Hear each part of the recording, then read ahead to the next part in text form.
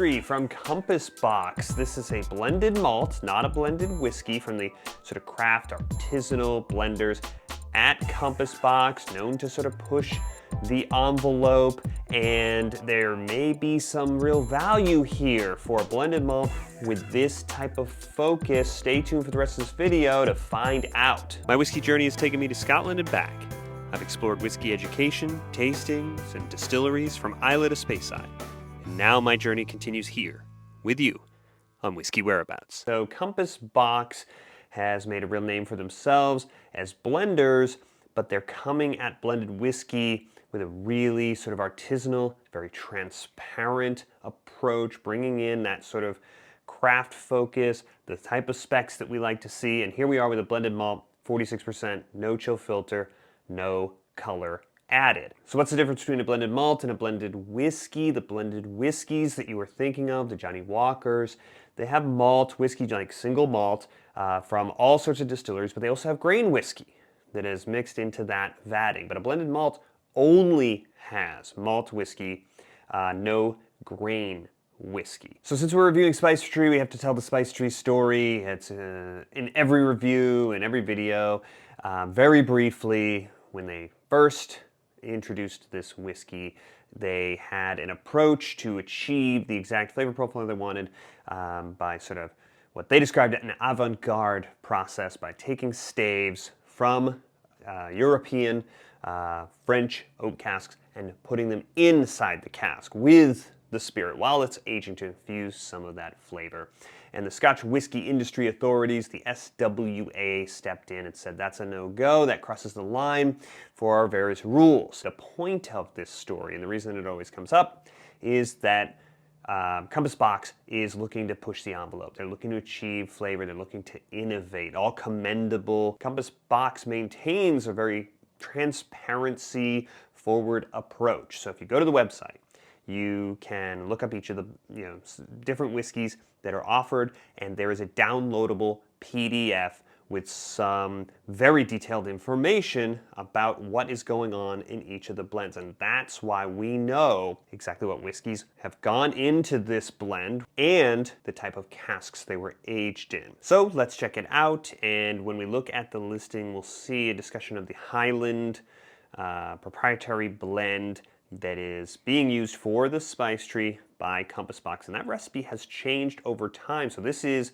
the recipe for bottles after March of 2021, and my bottle was bottled on December 11, 2021, so this is the correct sort of configuration. All the more important to have this transparency so we know what we're dealing with, and that blend is a blend of 60% Glenmorangie, 25% Tomatin, and 15% Balminac. And so they have a very detailed breakdown of the configuration of these whiskeys and the various casks that this blend that goes into the Spice Tree was aged in, and it's all right there for you to see. So it's 28.9% of the Highland blend in custom French oak casks with heavy toast. Toast is not charred, it's a different process, but these casks have been toasted. The custom casks tie into that old story, the original Spice Tree.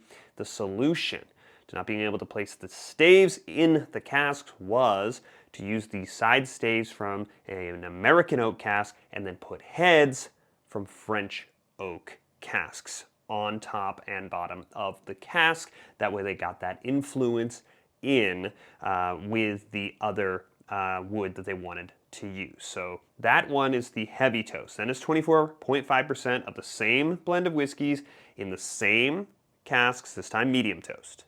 Then it's 20.4%, the same blend in the same custom casks, light toast. Standalone casks of Glenmorangie, 16.9% going into this vatting, are in first fill bourbon casks, and then 9.3% of the vatting is the Balminac, and it's also in first fill bourbon. So if you're not looking to replicate the recipe, does any of this matter to you? It does maybe if you really like what you're getting from this whiskey and you want to kind of trace the source of the different sort of flavors. But more importantly, this level of transparency is showing us the intention behind the whiskey, right? So we're seeing this sort of craft focus, this intention to cultivate these flavors in these very, very precise combinations from Compass Box, and we expect this type of sort of craft focus in the single malt whiskey space. But I don't know if you've noticed this, but single malt Scotch whiskey has gotten pretty expensive. So I see a sort of craft focused blended malt like this.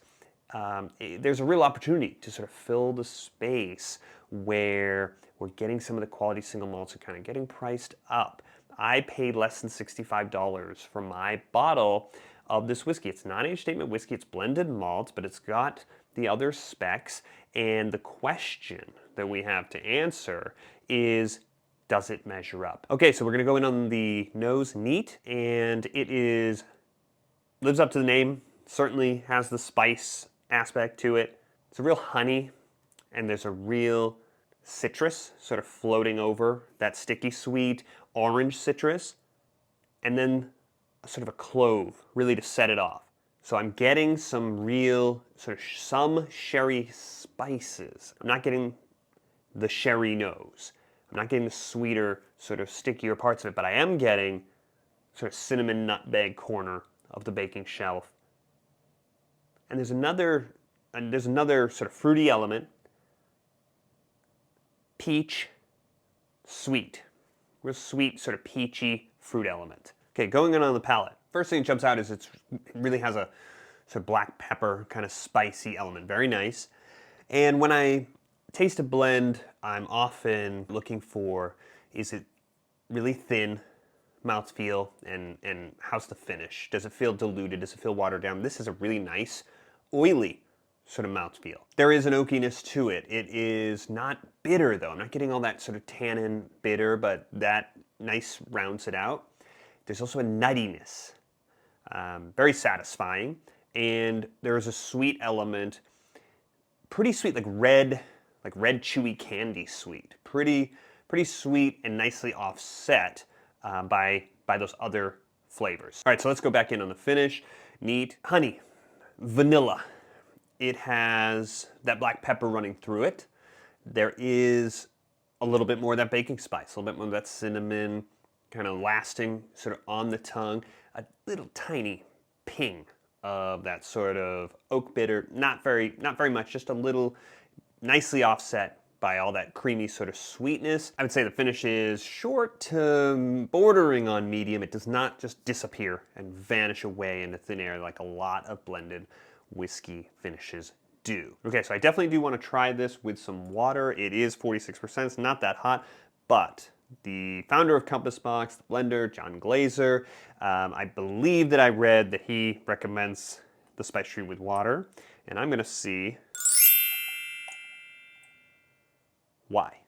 I'm gonna add a little bit of water here, not too much, it's not that intense of a whiskey. Okay, coming in on the nose with water now. Seems like the spice has mellowed a little bit. Some of the stickiness is still there. Definitely with the peach, definitely still there. It's fruity, pretty inviting. An undercurrent, sort of lively sort of spice. That baking spice I talked about, a little bit of pepper underneath. It's giving just a little bit of reassurance, just a little bit of depth here. This is a little bit more than just the sweet elements that you're getting.